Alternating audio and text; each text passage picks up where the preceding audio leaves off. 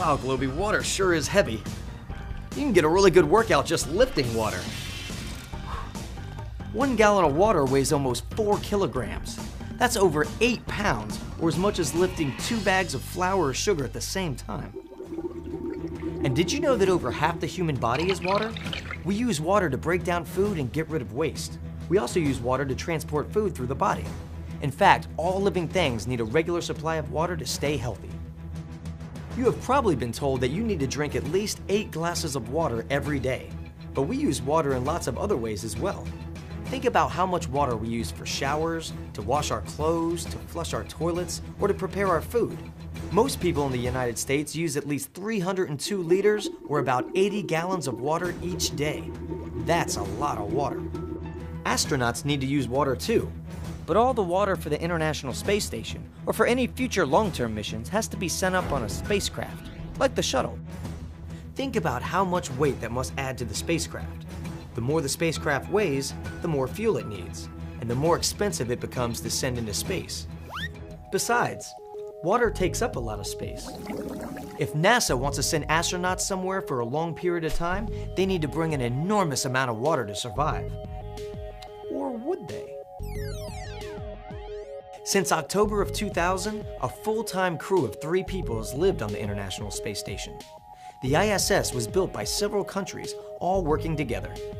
Current NASA missions help add parts to the station that will make life a bit easier and allow an even larger crew to live there. As it turns out, the astronauts who live on the International Space Station are much better at conserving water than we are. Each astronaut only uses between 11 and 12 liters, or about 3 gallons of water each day. Still, the astronauts need a constant supply of clean water and oxygen on the space station to survive. One of the main challenges is trying to figure out how to give the astronauts enough water to use without allowing any water to go to waste. I have one word for you: recycle. Monse Rahman is the project manager for Exploration Life Support at NASA's Marshall Space Flight Center. She and other scientists are studying, testing, and creating life support systems that will help our astronauts live for extended lengths of time in space and on the International Space Station.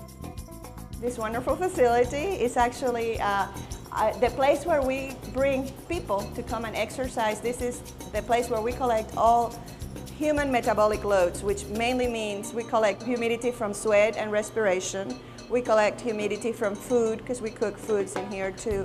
We also bring to this area water from urine and shower water. Any wastewater that is produced by humans doing hygiene, like brushing their teeth, washing their hands, shower water, all that.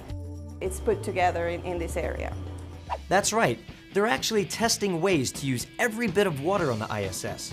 And that even means changing a person's urine into water that the astronauts can drink. Now, I know that may sound a bit yucky, but it's actually a very smart and very necessary way to help the astronauts survive. And the more drinkable water they have on the International Space Station, the more astronauts they can have living there. In fact, a water processor has just been sent to the space station, which will eventually allow them to double the size of the station's crew. Hi, I'm Tim Copra. I'm one of the crew of the International Space Station. Our station is currently orbiting 240 miles above the Earth and traveling at 17,500 miles per hour. You know, if you were to buy a bottle of water here, it would cost about $20,000. It takes a lot of rocket fuel to ship water and other supplies into space, and that's really expensive. So it makes a lot of sense to recycle our water and to use it over and over again. Below me is a system on board called the Water Recovery System, and it's connected to our water dispenser here. And that's what this whole device is about recycling our water. We use this to provide our fresh water on board space station. It's important to be able to recycle water, especially when we look forward to future missions to the Moon, Mars, and beyond. The Water Recovery System, or WRS, cuts the need for delivery of fresh water to the ISS by about 65%. It'll recycle 6,000 pounds of water for every year. The WRS can recycle about 93% of the water it receives. Look at this. This is some drinking water that I got from our water dispenser from the WRS, and it's recycled. It tastes good. Another thing the astronauts need to conserve is oxygen. Everyone knows we humans need oxygen to breathe. Humans breathe in oxygen and breathe out carbon dioxide, or CO2. Currently on the International Space Station, that CO2 is collected and sent out into space. Today, scientists are looking for ways to recycle the CO2, pulling the oxygen from it so nothing goes to waste.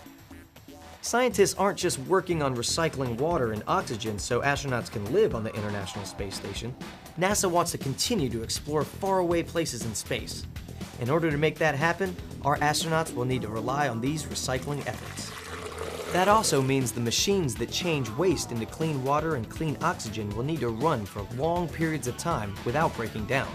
And if they do break down, they'll need to be able to be fixed easily and quickly. Things do break. That will be one of our biggest. But the other thing is looking at alternatives as new things, new technologies that are coming up that we were unable to look at when we started the design of the space station 25 years ago. Now we have other technologies available, and see if we can inject those technologies into the technologies that we already know work and see how we can make them better. Things have already changed a lot since astronauts first went to live on the International Space Station. Hopefully through recycling, we'll be able to send future astronauts into space for really long periods of time. And the longer they can stay in space, the farther they'll be able to travel. But more importantly, just think what we'll be able to learn about recycling that we can use here on Earth. NASA technology could help us change the way our water treatment plants help make water safe. And we could learn a lot from the astronauts about water conservation. So the next time you're brushing your teeth, think about the astronauts and remember to turn off the faucet while brushing.